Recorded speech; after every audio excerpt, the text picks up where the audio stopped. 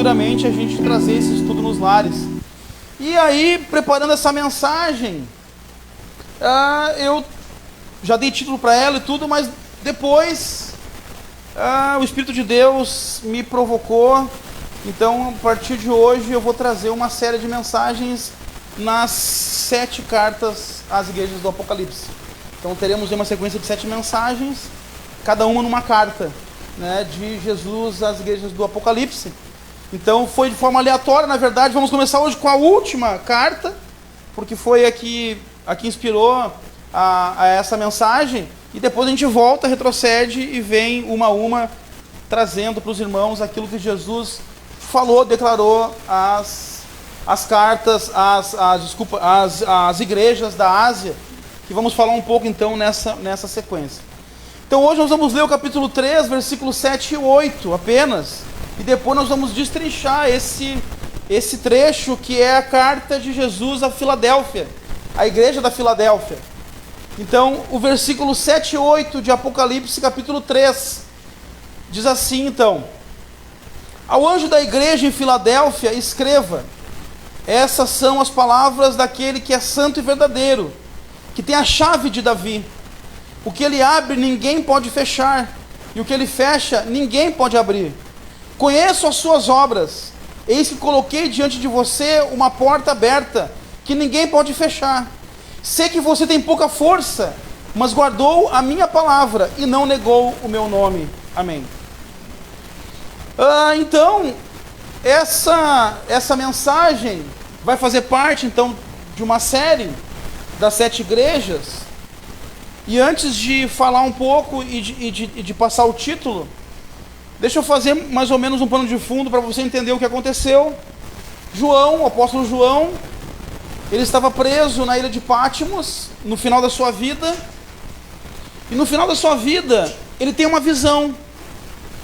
Ele relata que ele caiu no chão e se acendeu para ele uma grande luz na sua frente, e ele viu um ser reluzente, e ele descreve esse ser, que ele tinha muitas coroas na cabeça, tinha o cabelo branco, os olhos como chama de fogo, um manto, e no seu pé um bronze reluzente que brilhava muito. E ele cai, e esse ser manda ele se levantar e escrever, que ele tinha uma mensagem para passar. E ele disse a João: escreva aquilo que eu vou te dizer, das coisas que já aconteceram, que estão acontecendo e que acontecerão. Ou seja, Apocalipse, ele não se refere de uma descrição somente do futuro, mas ele se refere de uma questão que já aconteceu no passado. Então ele vai voltar em Apocalipse, algumas cenas, alguns retratos que a gente vê em Apocalipse, não é João narrando o futuro, é João enxergando o passado. E depois ele enxerga também o presente e o futuro também.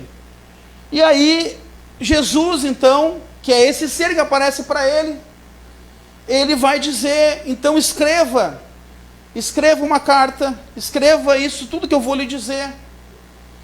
E ele descreve, quando ele tem essa visão, ele vê Jesus, esse ser, primeiro ele identifica como esse ser reluzente, caminhando e andando entre 7 candelabros.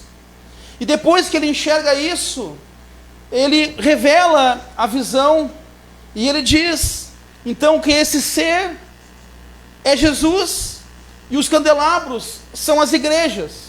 E Jesus então passa no meio da igreja, no meio das igrejas. Então Jesus está sempre passando e observando a sua igreja, está sempre olhando e analisando a sua igreja. Ele visita as suas igrejas para ver como essas igrejas estão andando, como ela está fluindo, o que precisa ser exortado, o que precisa ser elogiado, o que precisa ser repreendido, o que precisa ser corrigido. Então Jesus está sempre passeando no meio da sua igreja. E a igreja, nós sabemos, não é o templo. Esse templo aqui não é a igreja, esse lugar aqui não é a igreja. Esse lugar aqui é um prédio feito de tijolo e cimento, que nós chamamos de igreja, né? Porque nós falamos, vamos à igreja. Mas na verdade esse lugar se torna a igreja do Senhor como instituição, quando a igreja, o seu povo, está nele.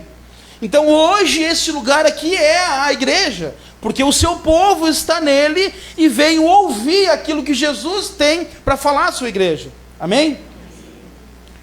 Então, quando acontece isso, Jesus então vai falar para João escrever que ele tinha um recado para dar para 7 igrejas que estavam na Ásia. E essas 7 igrejas são Éfeso, que Paulo escreve na carta aos Efésios, é essa igreja. A igreja de Esmirna, de Pérgamo, de Tiatira, de Sardes, de Filadélfia e de Laodiceia. Eu falei a última, não, mas a última é Laodiceia. E interessante que, até recomendo você, a minha Bíblia, ela tem as falas de Jesus escritas em azul, e o resto escrito em preto. Algumas trazem as falas de Jesus escritas em vermelho. E eu recomendo você adquirir uma Bíblia dessa, porque você vai saber identificar, principalmente nos evangelhos, quando que é o autor escrevendo e quando que é Jesus falando. E nessa carta de Filadélfia, todos os versículos de 7 a 13, todos estão em azul. Ou seja, tudo que está escrito é a fala de Jesus. E então, o que acontece nessas igrejas, Jesus, ele sempre usa os fatores externos, ele sempre usa a realidade, como ele usava nas parábolas. Ele trazia a realidade do campo, ele trazia a realidade do agricultor, ele trazia a realidade dos governantes para dentro da parábola, para que todo mundo entendesse o que ele queria dizer. E a mesma coisa ele faz nas igrejas. Ele pega as realidades que eles vivem, e nós vamos ver isso na 7, que cada uma vai ter um retrato da realidade que eles estão vivendo. Jesus cita isso, traz para dentro da igreja, para dentro do seu povo, para que o povo entendesse a analogia. E aqui acontece a mesma coisa em Filadélfia, porque Filadélfia passa por diversas dificuldades, ela passa por um grande terremoto, ela tem diversas dificuldades na sua identidade. Então ele traz um ensino falando dessa realidade para dentro da igreja. E ele sempre vai dizer: escreva ao anjo da igreja. O anjo da igreja é chamado o pastor. O pastor é o anjo da igreja. Por que que... E não é anjo que tem asa. Eu não tenho asa, você sabe disso. Muito menos voo. Sou pesadinho para voar. Olha, tem que ser uma asa bem forte. Eu acho que é a do Capitão América, aquela. Ou um motorzinho. Mas, fecha parênteses. Mas o anjo, por quê? Porque a palavra anjo, angelos, do grego, é mensageiro. Então é como Jesus dissesse: escreva ao mensageiro da igreja. E aí ele está escrevendo então para o pastor daquela igreja, para que ele transmitisse para a sua igreja. Das 7 igrejas, apenas 2 ele faz somente elogios e não faz nenhuma crítica. As outras 4 ele faz críticas, ele faz elogios e ele faz críticas. E uma delas ele faz só críticas. E a Filadélfia é uma das que ele não critica nada. Ele somente elogia e ele somente dá um panorama e uma visão para que esse povo de Filadélfia ficasse animado, mesmo com a desgraça que acontecia na cidade, mesmo com a desgraça que assolava Filadélfia. Ele traz uma mensagem de bênção para Filadélfia, ele traz uma mensagem de refrigério para Filadélfia, ele traz uma mensagem de poder, de força, de salvação e de segurança para Filadélfia. E é essa mensagem que eu quero trazer para Taquara hoje. Então hoje Jesus manda uma carta para o anjo da igreja de Taquara. Amém? E eu dei o nome dessa mensagem de características de uma grande igreja. E aqui está uma das fachadas da abadia de Westminster. Não é uma igreja católica, é uma igreja protestante, uma das maiores igrejas protestantes que existia no seu começo, lá nos anos de 1500, no século XVI, é onde João Calvino foi pastor. Uma grande igreja, ela era grande em tamanho e grande também em proporção, em sabedoria, em bênção. Eu fiz questão de colocar a abadia de Westminster, porque ela foi muito importante. Uma das igrejas mais importantes para a reforma protestante é a abadia de Westminster. E entre outras, né? Nós temos também o Tabernáculo Metropolitan, que era a igreja de Charles Spurgeon. Nós temos também a igreja onde Lutero foi pastor, onde Wesley foi pastor. Grandes igrejas, lindas, pomposas e maravilhosas, que fizeram a diferença na reforma protestante. Por isso nós estamos aqui hoje, por causa desses homens que começaram essa história. Então, são características de uma grande igreja. Hoje é muito comum vermos igrejas grandes. Hoje é muito comum vermos igrejas de grande porte. Aqui no sul, nem tanto, eu já falei isso para vocês. Aqui no sul as igrejas elas são menores. Uma grande igreja aqui no sul tem 500 pessoas, uma mega igreja tem 1000 pessoas. Mas fora do sul, em São Paulo, em Belo Horizonte, no Rio de Janeiro, as igrejas têm 3.000, 5.000, 10.000 pessoas. Então, igrejas de grande porte, igrejas grandes, grandes prédios, um grande povo. Mas o importante não é ser uma igreja grande. O que importa é ser uma grande igreja, que é bem diferente. Os homens constroem grandes templos. Os homens conseguem estabelecer uma igreja grande. Os homens conseguem atrair um grande povo. Mas só o Espírito Santo constrói uma grande igreja. Existem muitos obstáculos na nossa caminhada. Existem muitas dificuldades que nós enfrentamos. Existem muitos empecilhos na nossa vida cristã. E quanto mais crente você fica, parece que mais difícil fica a caminhada. Quanto mais você se converte, parece que tem mais dificuldade aparecendo. Sabe aquele ditado, né? Quanto mais eu rezo, mais assombração me aparece. É mais ou menos assim. Não com os mesmos elementos, mas é mais ou menos assim, né? Quanto mais a gente, parece que mais difícil fica. E essa cidade, Filadélfia, havia passado por um grande desafio. Por grandes tormentas, por grandes dificuldades. Por um terremoto. Por crise na sua identidade, que nós vamos falar mais para o final sobre isso. Não era uma igreja de posses. Não era uma igreja rica. Pelo contrário, era uma igreja composta de pessoas humildes, de pessoas pobres, de pessoas sem poder, mas que não olhavam para os obstáculos que a vida tinha lhes imposto. Não olhavam para isso. A grande igreja olha para as oportunidades, não para os obstáculos. Nós devemos olhar para as oportunidades. Não importa a classe social, não importa a condição econômica, não importa o seu sexo, né, masculino ou feminino, não importa se é homem ou mulher, se é criança, se é jovem, se é idoso, não importa. Nós não temos que olhar para os obstáculos, para as dificuldades. Nós temos que olhar para as oportunidades. Porque tudo pode virar uma oportunidade para nós. Assim como tudo pode virar uma palavra de reclamação. Tudo pode virar uma queixa. Tudo pode virar um namoro.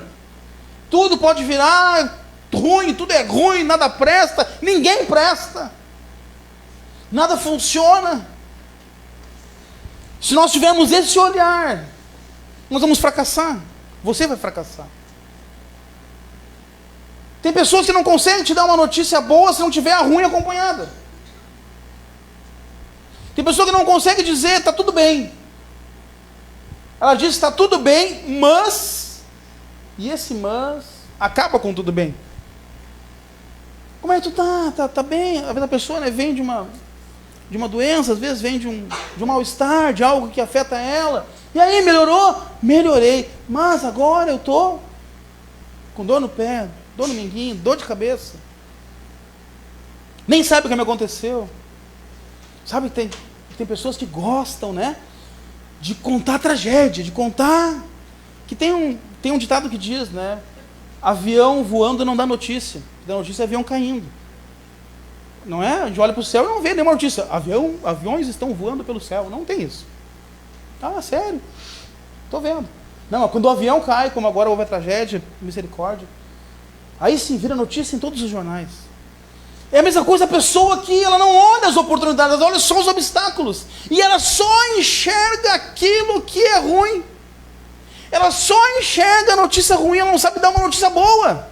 Ela não sabe contar um testemunho de bênção. Ela vai contar um testemunho, ela estraga o testemunho. Em vez da gente chorar de alegria, a gente chora de tristeza. Ah, meu irmão, poxa vida, que pena. Então não olhe para os obstáculos, não olhe para as dificuldades, olhe para as oportunidades. Amém? Amém. Aí no versículo 8 e 9 diz assim: conheço as suas obras, eis que coloquei diante de você uma porta aberta, que ninguém pode fechar. Sei que você tem pouca força, mas guardou a minha palavra e não negou o meu nome.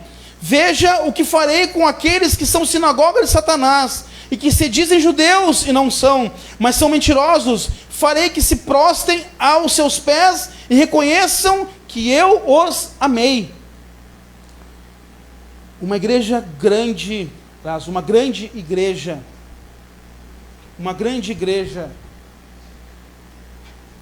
antes de eu terminar a frase, entenda uma coisa.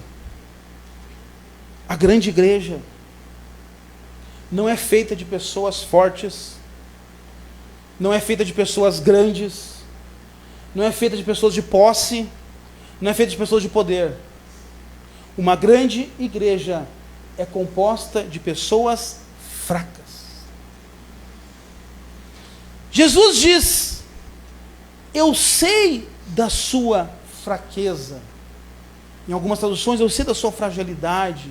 Eu sei que você é fraco. Porque Jesus conhece o nosso coração. E nesses 2 versículos que nós lemos, tem 2 tipos de pessoas que ele conhece. Primeiro, Jesus conhece mais você do que você mesmo. Jesus conhece os sinceros. Jesus conhece quem é sincero. Jesus conhece quem é verdadeiro. Jesus conhece quem não está enganando. Jesus conhece as pessoas mais do que qualquer pessoa, mais do que qualquer instituição. Você pode enganar, claro que você não vai, as pessoas podem enganar, vamos melhorar essa frase, as pessoas podem enganar quem elas quiserem. As pessoas podem armar e enganar instituições, empresas, o governo, o patrão, o amigo, a esposa, o marido, os pais, os filhos, os irmãos. As pessoas podem enganar quem quiser, mas não conseguem enganar Jesus. A palavra diz que Deus sonda os corações. Às vezes as pessoas dizem, né? Ah, Deus é quem me julga. E tu não tem medo de falar isso? É Ele que te julga? Diga assim, misericórdia. Porque nós vemos a aparência, nós vemos o gesto, nós vemos a atitude, mas Ele vê o coração. Às vezes tem alguém dando uma grande oferta e vai lá, olha que irmão generoso, meu Deus, que bênção.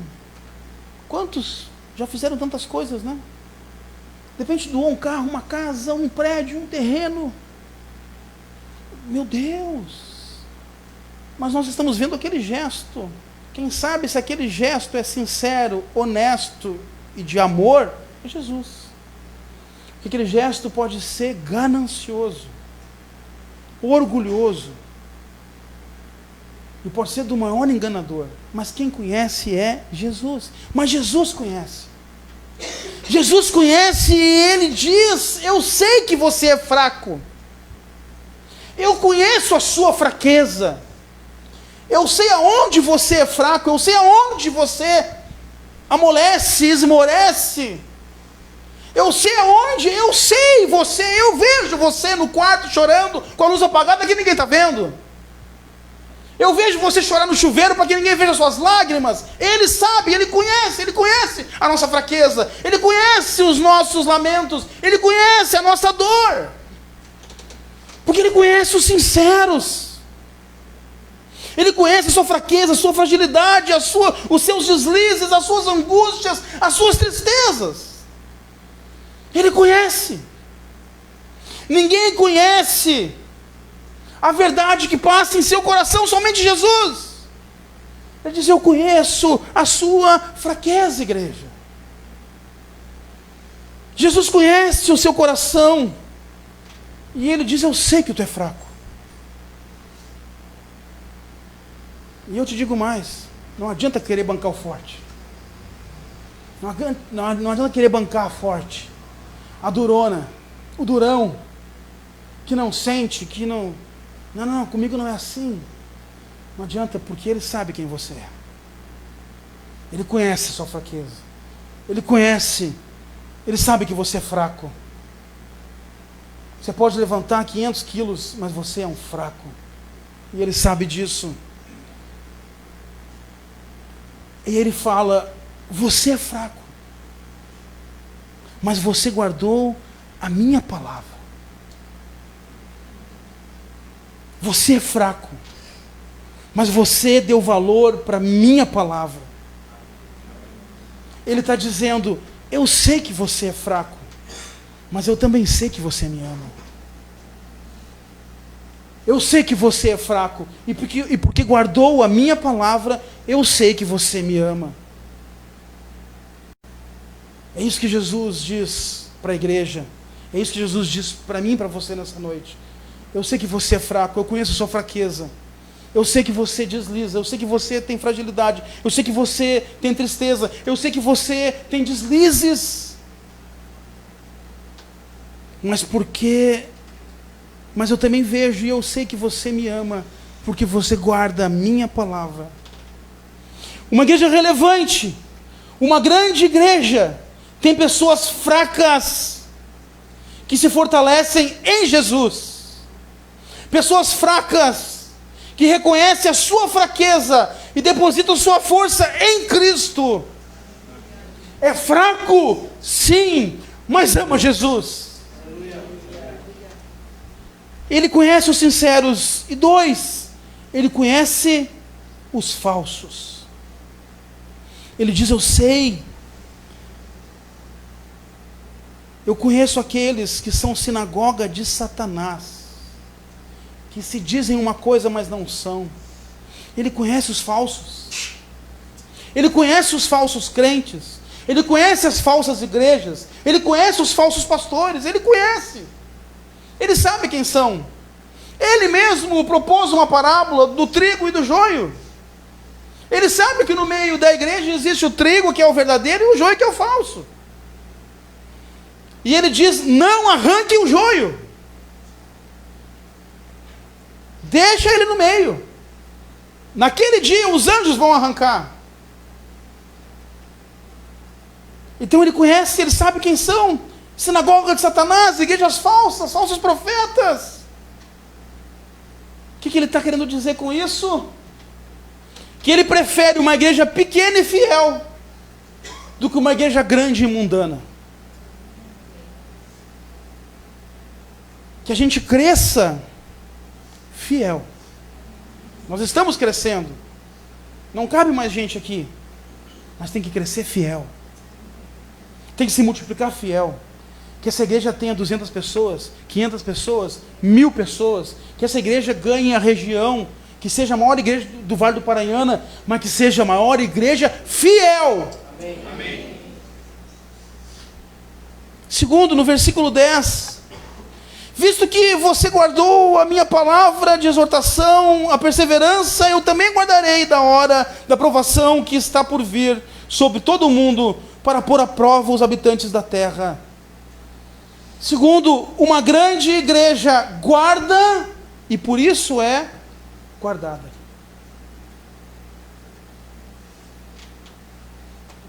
Quem se guarda nas provações, ele guardará das provações.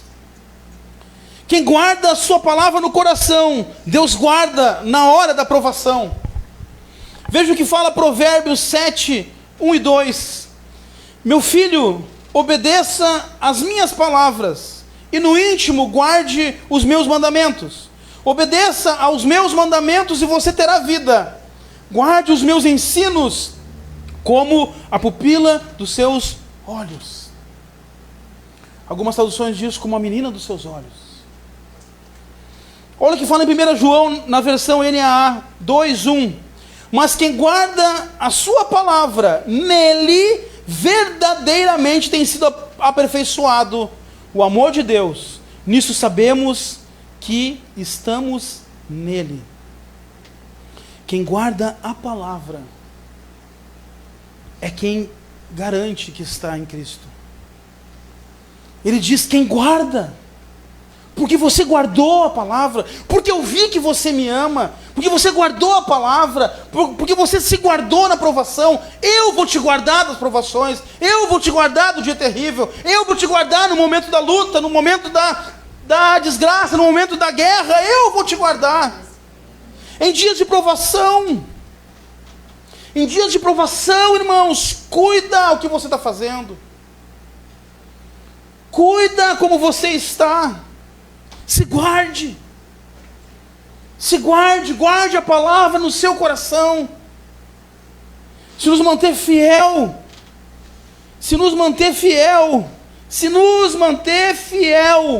Ele nos protegerá. Amém. Você quer a proteção de Deus? Amém. Seja fiel. Você quer ser guardado por Deus? Seja fiel, guarde a sua palavra. Uma grande igreja guarda a palavra da verdade. Uma grande igreja se guarda na provação para ser guardado das provações. E nesse texto da carta a Filadélfia, tem 3 palavras que se destacam. Ele fala no versículo 7 de uma chave. Ele fala no versículo 8 de uma porta. E ele fala no versículo 12, nós vamos ler daqui a pouco, de uma coluna. Primeiro, a chave, que está no versículo 7. Do 7. Ao anjo da igreja de Filadélfia escreva: essas são as palavras daquele que é santo e verdadeiro, que tem a chave de Davi.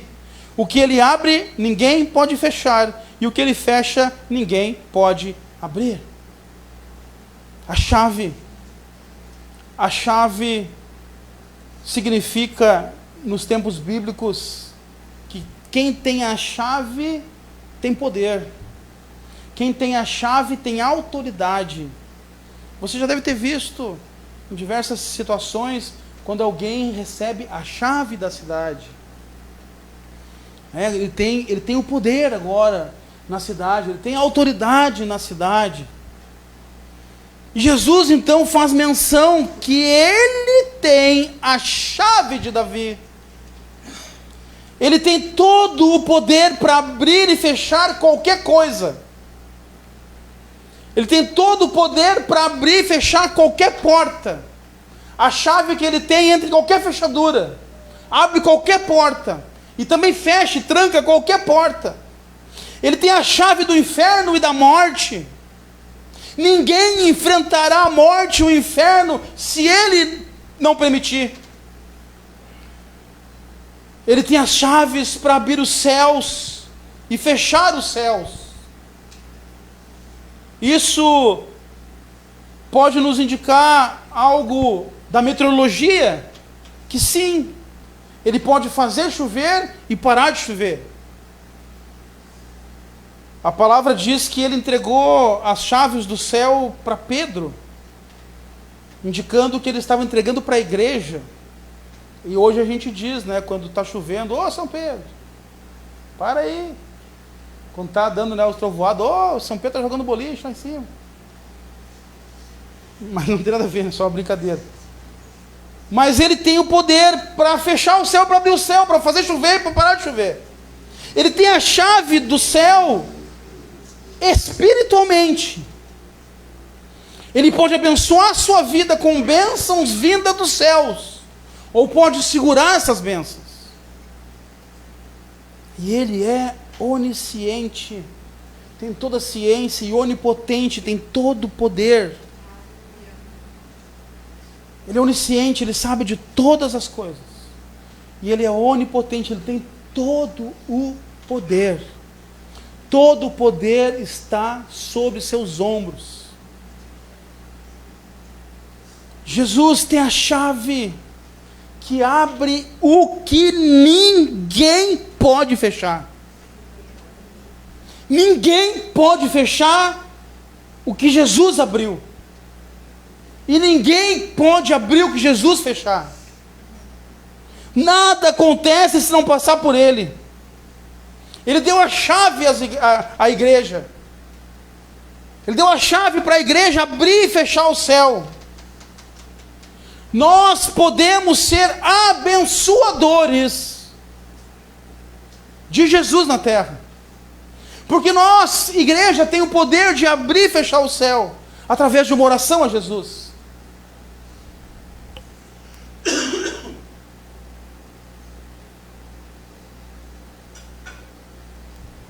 Ele tem a chave, ele tem todo o poder. Uma grande igreja usa a chave para abrir os céus. Uma grande igreja usa a chave para abençoar. Uma grande igreja abençoa a cidade, abençoa o bairro, abençoa a rua, abençoa a família. Uma grande igreja abençoa os amigos, abençoa os parentes, abençoa os vizinhos. Característica de uma grande igreja, ela é abençoadora.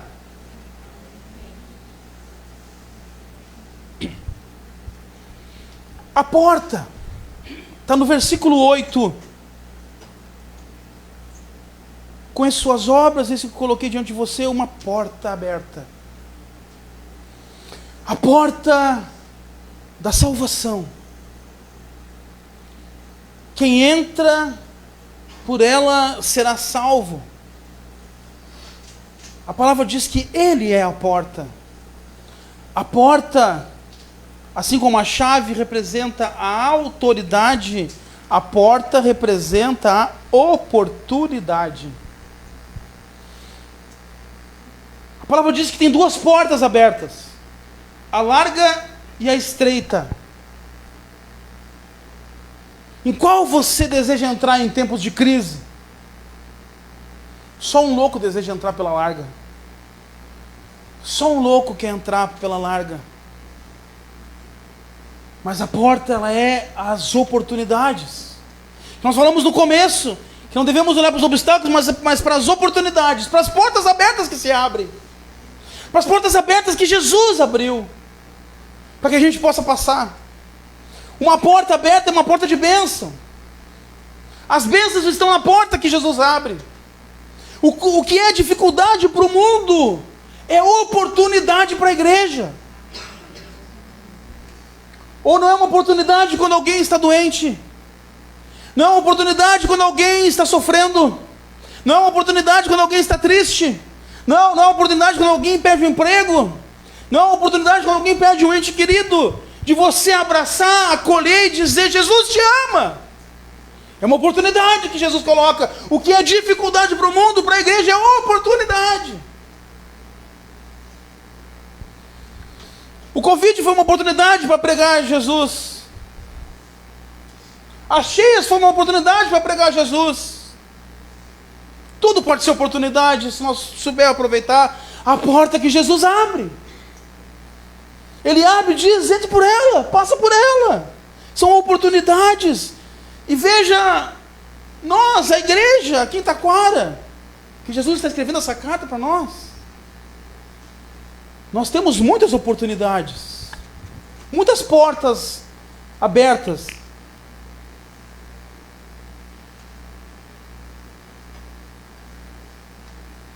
Nós temos uma obra social ativa aqui na igreja. Sempre estamos atendendo um ou outro, uma família ou outra. Não importa se é da igreja ou se não é, atendemos igual, abraçamos igual, amamos igual. Na crise das enchentes, centenas de famílias foram atendidas por essa pequena igreja. Centenas de famílias em Taquara, centenas de famílias em Três Coroas, centenas de famílias em Igrejinha, centenas de famílias em Eldorado, centenas de famílias em Porto Alegre, centenas de famílias em Canoas. Você sabia disso? Nós atendemos essas cidades todas. Só que, não fico contando para você, a gente não precisa ficar divulgando, olha gente, estamos fazendo, veja só. Me aplaudam. Não. Porque é uma porta aberta que Jesus está abrindo, e nós temos que passar por ela. Oportunidade. Nós temos uma obra social ativa. Vocês têm um pastor que prega a palavra da verdade, autêntica, pura e verdadeira, porque eu não quero enganar você, eu não quero passar perna em você, eu não quero iludir você. Eu quero que você cresça. Que você cresça na palavra, no conhecimento de Deus. Não no que é secundário, mas no que é principal. Crescer em Deus. Eu falei agora no ingressando, o pessoal que está fazendo. A minha missão como pastor não é criar dependentes, é criar pessoas livres. Eu sou um pastor como um pai cria um filho, eu carrego no colo até ele aprender a caminhar. Depois que ele caminhou, cara, vai. E é isso, você aprender a andar com Deus. Uma oportunidade que você tem de ouvir a palavra, a verdadeira palavra de Deus, sem enrolação, sem engano, sem maracutaia, sem inventar, sem desenhar nada, para enganar você, para tirar o dinheiro, para fazer. Você sabe que não. É uma oportunidade. Nós temos os lares, é uma oportunidade de comunhão, uma oportunidade de bênção, uma oportunidade de crescimento, uma oportunidade de evangelização, uma oportunidade de convidar os amigos, os parentes, os vizinhos. É uma porta aberta que nós temos, os lares, e cada um aqui pode ter a igreja no seu lar, na sua casa. É só dizer: pastor, eu quero fazer um lar na minha casa. Vamos fazer lá. Vamos abrir essa porta, a porta da tua casa, para a igreja e para Jesus entrar, e para a bênção entrar, e para que você possa possibilitar que mais pessoas entrem. Amém. Nós temos a reunião das mulheres, exclusivamente das mulheres, que é uma reunião linda, sempre muito decorada, sempre muito abençoada, muito planejada, para mulheres, para poder ter conversas entre mulheres. De mulher para mulher, Melissa.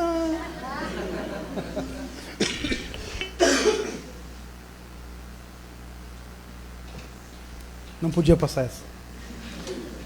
Temos a reunião dos jovens, que agora está voltando os cultos, vai ter culto semana que vem. E eu quero ver esse culto lotado, cheio de jovens, cheio da galera, pulando, saltando, brincando, conversando de Deus, falando de Deus, aprendendo a caminhar com Deus. E quem não é crente vai vir e vai ver que não é chato ser crente, na verdade é muito maneiro, é muito legal, é uma vibe muito grande, muito alta. Tem que ser macho para ser crente. Não é bem assim, qual é que é? Nós temos a reunião agora, a confraria dos homens, que estava top demais ontem, está ficando top cada vez mais, só para homens. É uma porta aberta, é uma oportunidade de falar de homem para homem, de tirar dúvida, de conversar, de bater um papo, de brincar, de fazer uma janta entre os homens, de falar de Deus entre os homens. Não é para porcaria, não é para bandalheira, não é para bagaceirada, não é para orgia, não é para bebedeira, para falar de Deus. É para se abraçar e estar entre homens. São portas abertas que Jesus abre, oportunidades. Olhe para as oportunidades, não olhe para os empecilhos. Não coloque empecilho para vir na reunião das mulheres, mulher. Não coloque empecilho para não vir na reunião dos homens. Não coloque empecilho para vir no culto dos jovens, na reunião dos jovens. São oportunidades. Quando Ele abre a porta, nós devemos trabalhar, nós devemos entrar, nós devemos estar juntos. Mas quando Ele fecha, nós devemos esperar. Porque a gente não arromba a porta que Jesus fechou. Se Jesus fechou, a porta está fechada até que Ele abre. Se Ele não abrir, a gente não entra por ela, a gente não passa por ela, a gente não força a fechadura, a gente não tenta uma chave, a gente não bota o pé, a gente espera. Porque a porta que Ele fecha, ninguém pode abrir. Não arrombe a porta, espere Jesus abrir ela. E o terceiro, uma coluna, está no versículo 12. Farei do vencedor uma coluna no santuário do meu Deus, e dali ele jamais sairá. Escreverei nele o nome do meu Deus e o nome da cidade do meu Deus, a Nova Jerusalém, que desce dos céus da parte de Deus. E também escreverei nele o meu novo nome. Uma coluna. Uma coluna. E Jesus aqui, Ele está fazendo um contraponto com o que a cidade tinha passado. A cidade tinha passado por um terremoto. Tudo tinha quebrado, tudo tinha se abalado. Coluna fala de segurança. Ele está falando de autoridade, ele está falando de oportunidade, ele está falando de segurança. Ele disse: farei de você uma coluna. Farei de você uma coluna, fazendo essa analogia, esse contraponto, essa antítese do terremoto que havia passado pela cidade. Ele fala para a igreja de Filadélfia. Ele está falando para eles: não se abalem com o terremoto que passou, não se abalem com tudo que tremeu, não se abalem com tudo que quebrou, porque isso aconteceu lá fora, mas Ele está dizendo: eu vou fazer você, com tudo quebrado, com tudo desmoronado, com tudo caído, uma coluna firme, forte e segura. Ele propõe para a igreja que não se abale com os terremotos, não se abale com o abalo da sua vida, não se abale com tudo que você pode estar passando, porque Jesus está vendo isso, Jesus conhece o seu coração, e Ele está dizendo que fará de você uma coluna, e você pode ser uma coluna na igreja, uma coluna de sustentação. Você pode ser uma coluna que sustenta os outros. Você pode ser uma coluna de oração. Você pode ser uma coluna financeira. Você pode ser uma coluna na sua família, aonde vai sustentar os mais fracos. Você pode ser uma coluna nos seus amigos. Você pode ser uma coluna no seu serviço. Quando a empresa está indo por água abaixo, está quase quebrando, você diz: não, mas eu sou uma coluna. Jesus me colocou aqui como uma coluna. Ele está falando para você não se apavorar com os tremores, porque Ele faz de você uma coluna. E nesse mesmo versículo, Ele diz que vai gravar o nome dEle nessa coluna. O que aconteceu? Filadélfia passou por uma crise na sua identidade. Ela se chamava Filadélfia de Filo, o amor fraternal, o amor de irmão. Essa cidade se chamava Filadélfia, se chamava então a cidade fraterna. a cidade do amor. Porém, houve uma revolução, um domínio de Roma, em homenagem a César. Essa cidade passou a se chamar Neo-Cesareia. E depois ela passou por um outro abalo, e ela foi dominada pelo imperador Flávio, e ela passou a se chamar Flávia. Ela estava com uma crise de identidade, não sabia mais quem ela era, o povo não sabia mais quem era, mas ele disse para esse povo, que havia passado por uma crise de identidade: eu gravarei o meu nome em vocês, eu gravarei o meu nome nessa coluna. Jesus dará um novo nome, ele colocará o próprio nome dele em cada um de nós. Não importa os abalos, não importa o que digam, não importa o que tenham falado a seu respeito, não importa os insultos que você já ouviu na sua vida, já ouviu na sua fé, não importa o dedo na cara que você tomou, não importa o desprezo que tiveram com você, não sei se você foi demitido sendo desprezado, se você passou por algum insulto, se ofenderam você. Jesus está falando: não importa o que disseram a seu respeito, eu te conheço e coloco o meu nome em você. Ele coloca o seu nome, porque não importa o que falaram de você, o que importa sim é o que Jesus diz a seu respeito. É quem Jesus diz que você é. Concluindo, irmãos, Ele te conhece, Ele sabe quem você é, Ele te conhece verdadeiramente. O que ninguém sabe, Ele sabe. Até às vezes o que você não sabe, Ele sabe. Quando as pessoas, passam às vezes por um problema de saúde que nunca imaginaram que tinham, Ele sabia. Quantas oportunidades estão esperando por você e você não sabe? Ele sabe. Quantas bênçãos estão para ser derramadas na sua vida e você nem imagina? Ele sabe. Porque Ele te conhece. Ele promete guardar você se você guardar a fé. Ele promete guardar você se você guardar o nome dEle. Ele promete guardar você se você guardar a palavra dEle. Ele tem poder, Ele tem toda a ciência para fazer qualquer coisa que você precise.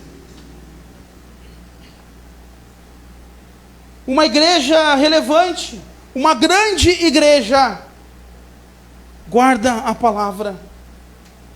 Uma grande igreja entra pela porta que Jesus abre. Uma grande igreja abre a porta da salvação. Uma grande igreja trabalha conforme a necessidade de onde ela está colocada. Porque a realidade de Taquara não é a mesma realidade de Canoas, não é a mesma realidade de Porto Alegre, que não é a mesma realidade de Igrejinha. Nós trabalhamos nas oportunidades que Jesus nos dá. Uma grande igreja é uma coluna de sustentação aos perdidos. Uma grande igreja leva o nome de Jesus estampada no rosto, porque ela é uma coluna e esse nome está gravado nela. Não olhe para os empecilhos, não olhe para as dificuldades, olhe para as oportunidades. Amém? Vamos ficar de pé, querida igreja.